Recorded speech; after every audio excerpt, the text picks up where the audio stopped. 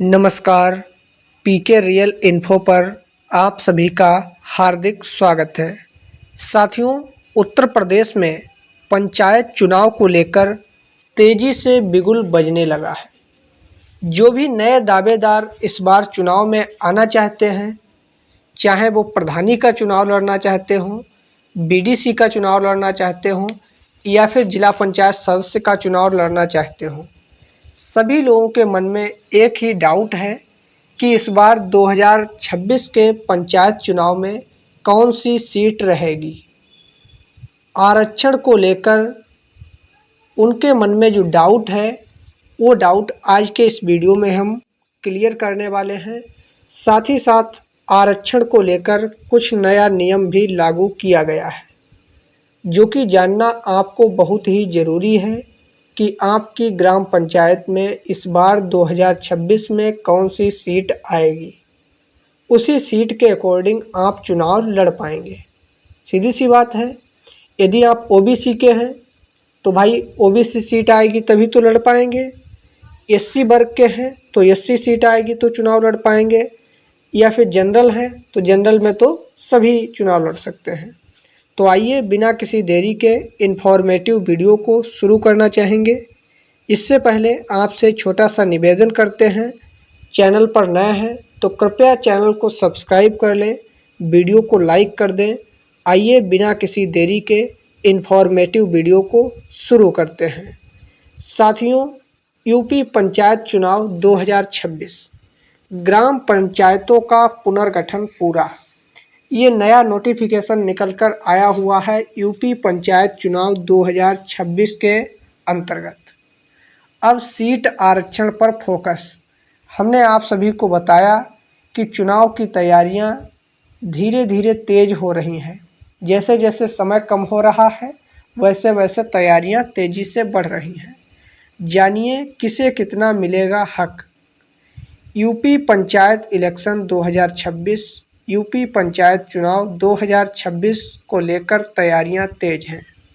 ग्राम पंचायतों का पुनर्गठन पूरा हो चुका है, जिससे घटकर संख्या 57,695 रह गई है। इस बार ग्राम पंचायतें कुछ कम हुई हैं। वो ग्राम पंचायतें कम होकर 57,695 रह गई हैं। अब सीटों के आरक्षण की प्रक्रिया सितंबर-अक्टूबर में शुरू होगी। ओबीसी, एससी और महिलाओं के लिए तय होगा आरक्षण का नया गणित।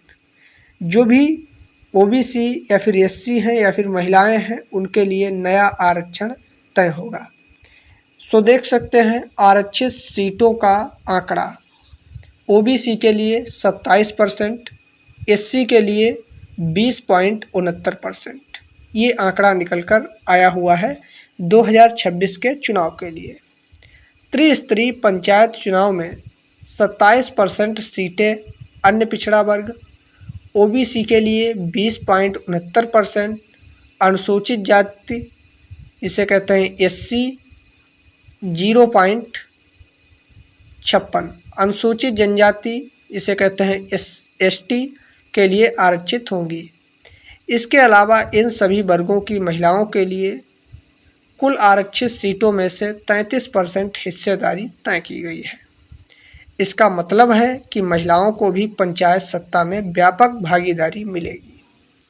यह आरक्षण न केवल सामाजिक न्याय को बढ़ावा देगा, बल्कि महिलाओं और वंचित तबकों को स्थानीय प्रशासन में निर्णायक भूमिका देने की दिशा में एक बड़ा कदम माना जा रहा है।